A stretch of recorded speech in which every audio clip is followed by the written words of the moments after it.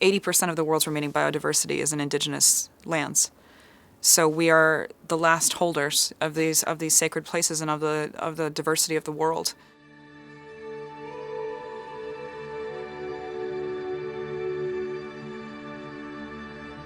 I think that Native people, they're kind of like this canary in the mine situation of how can you say that we're working towards justice and equality when a people is so largely either forgotten or just kind of this afterthought, a statistic and a sad story that no one really wants to talk about.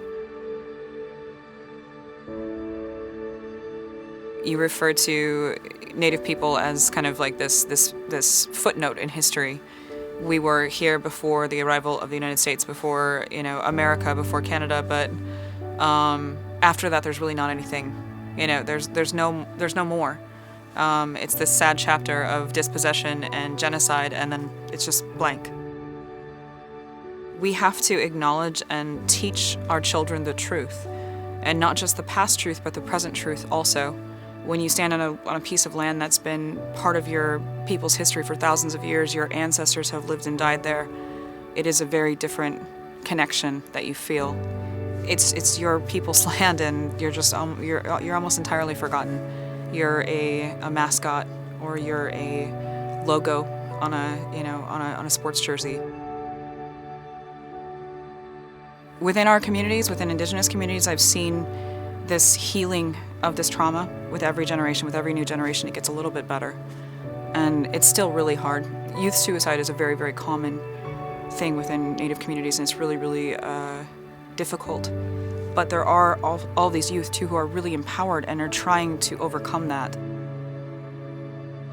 What gives me hope is seeing all of these youth rising up and really empowering themselves and being unafraid. The movement that began at Standing Rock, that everyone knows of, that it became a worldwide movement, was started by youth. It was started by youth that began the Sacred Stone Camp and then ran 2,000 miles from Cannonball, North Dakota, all the way to Washington, D.C. with their message. That was youth that did that. So seeing the power of them asserting themselves in these spaces, and the youth all over the world that are doing this, that are leading these conversations, that are questioning and challenging, what are you doing with my next generation? What are you doing with my future? This is my future on the line, and this is probably yours too if you're under the age of 30.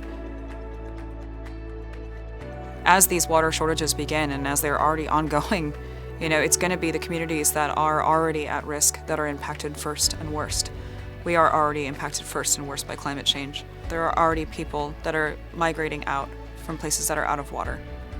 That is going to happen. We are going to have some really serious conversations as human beings living in this shared world together about what kind of world we want it to be.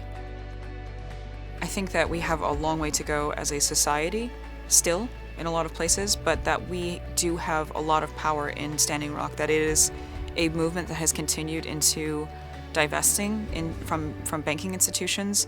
I mean, this movement is continuing.